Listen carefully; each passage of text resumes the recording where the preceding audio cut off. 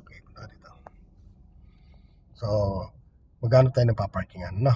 So, diyan ka muna sa gitna. Nakita mo yung arrow na yan? Yung arrow na yan, gitnain mo lang yan muna. Ano?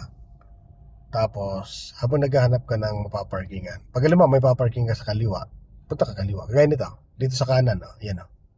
Okay, dito sa kanan mayroon. So, gagawin mo dyan, skip natin yung step number 1 o gusto mo step by step muna. Dito tayo magpapark sa pagitan itong dalawa. Ito, no? Okay, anong gusto mo? Skip number 1 o step by step? Balikat? Balikat. Okay, go. Yan. Okay, ito paparadaan ni ma'am. So, dito ang tapat ng balikat. Stop. Oh, lagpas. Ito ka na natin.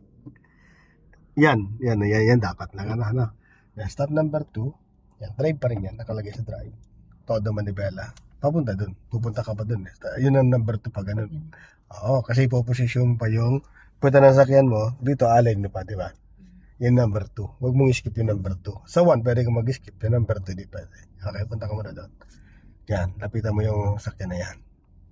Okay. Stop. Yan, no. Dito kita mo na rin yung sakyan. Ano? Tapos, naka-align na rin yung pagka na sakyan mo. So, number 3, todo manibela mo dito. Dito sa number 3, dito yung adjustment, no?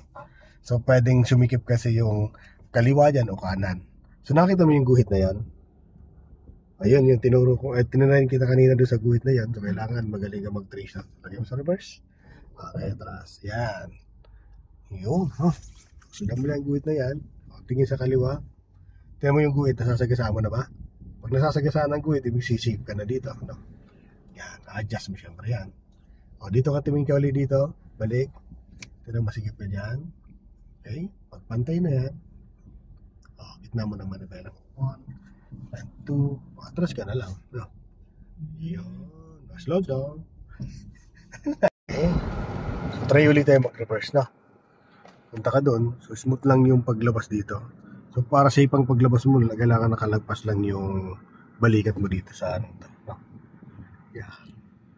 Yeah, saka mo todo manipela mo. Todo mo na agad. Pag hindi mo na itodo kung may sakyan dyan, aabutan mo yun. Slow down ka. Tatry natin dito mag-park sa pagitan ng dalawa, no?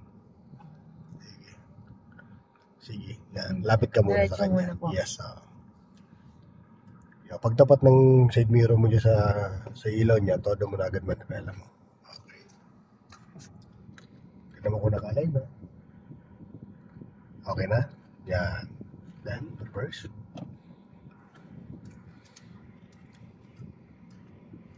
Okay.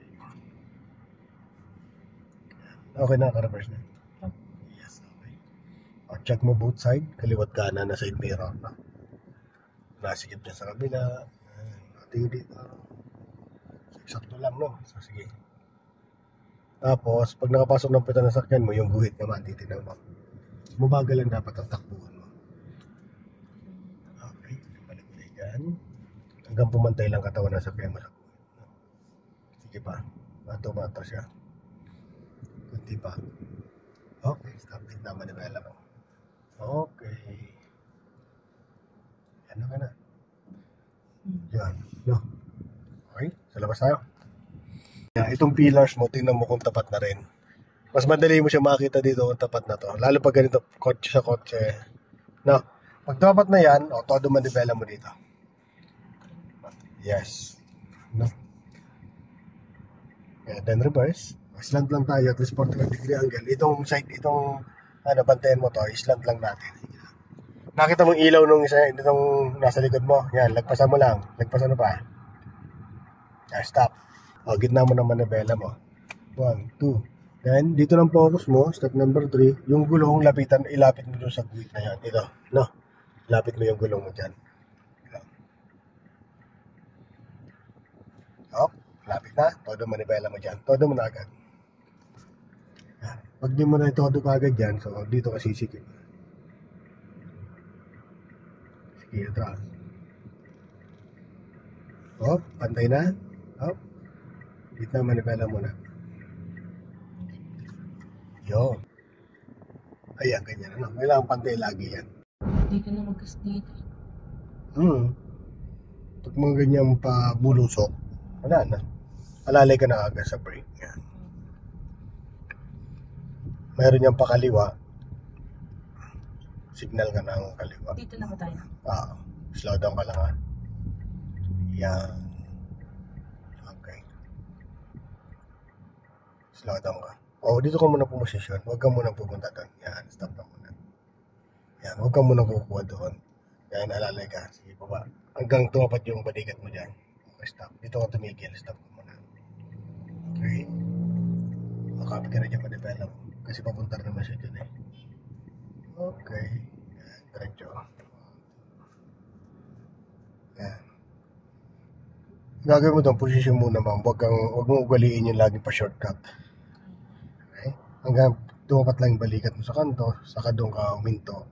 Hintay mo kaliwat kanan. Okay.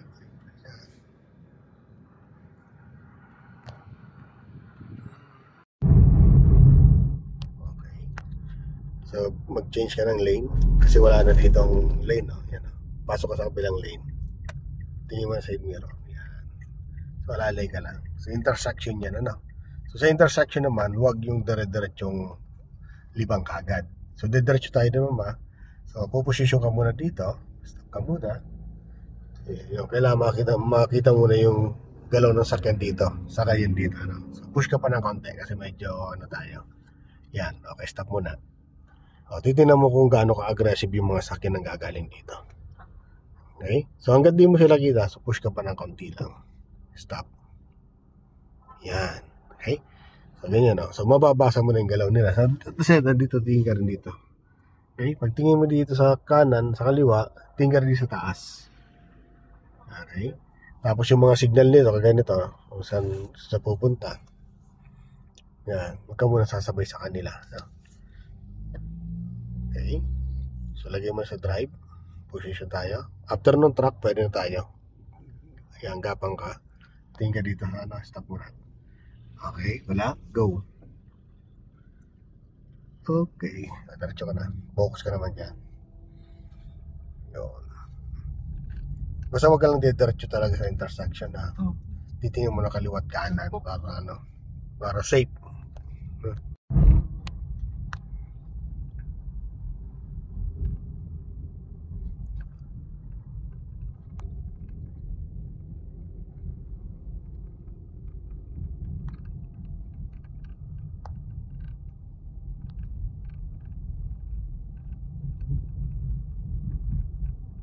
Pag mga ganito mga walang sakyan, so wala kang masyadong magiging problema na, no? So ang iingatan mo lang dito naman yung mga intersection.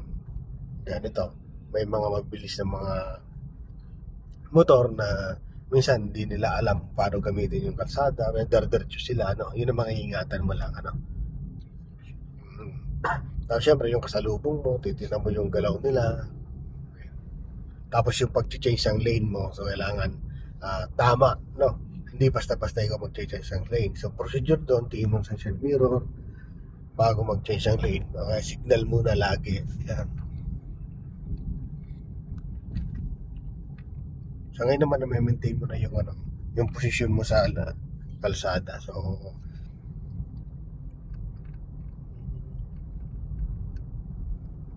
kukurbada yan. Bawas ka ng gas.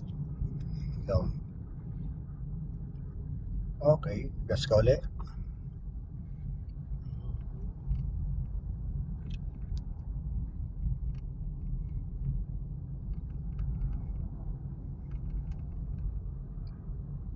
Diretso lang.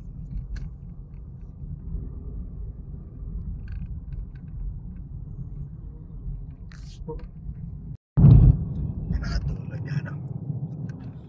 Titignan mo lang kung kagaya may nakahinto doon sa unahan mo na jeep. So, signal ka na kagad ng kaliwa. Tingin sa kaliwa, side mirror ng kaliwa. Then, change ka na ng lane. Wala. Change. Go. Gas. Yan. And, tanggal ang signal. So, diretso na. So, titignan mo yung mga galawan ng mga kasakyan na kasalubong mo, ha. Tapos, yung mga gagalaw na mag-e-entry papunta sa sakyan mo. Ano. Tapos, monitor mo rin yung sakyan mo. Kailangan nasa gitna lagi niyan. Pag medyo malayo yung sinusundan mo, dagdag ka ng gas. Pero monitor mo rin yung speed mo. So, ang speed dito, pinaka-the best, syempre, yung kakayahan mo pala. Kagaya na to, 60. So, kaya mong i-handle yung sakyan mo sa bilis na 60. Hanggang 60 ka muna. Pag naman kaya mo na hanggang 80, 100, gawin mo yon. Pero sa ngayon, yan yung nakita ko sa iyo na the best, na kaya mo siyang i-brake. Pag namreno ka, kaya mo siyang i-handle. No? Okay? Diretso lang ikaw. Maintain mo lang muna yung distance mo dyan. Okay? May takot ka pa ba sa kasalubong mo? Hindi naman. Hindi naman. Okay? So medyo malayo kasi doon sa kabilang lane eh. Ito kasi nasasagisaan mo itong bandang kanan. So kunin mo yan, gitna mo. Yan, ganyan. Na ma-maintain mo dapat yan. Okay. So may nakasignal lang kaliwa. Yan, yung mga nag-entry ganyan, yan, babantayan mo yan. Pa-entry pa lang siya, random mo na kagad yung galaw. Okay, dagdagan ng gas. Okay. Sige, ito lang.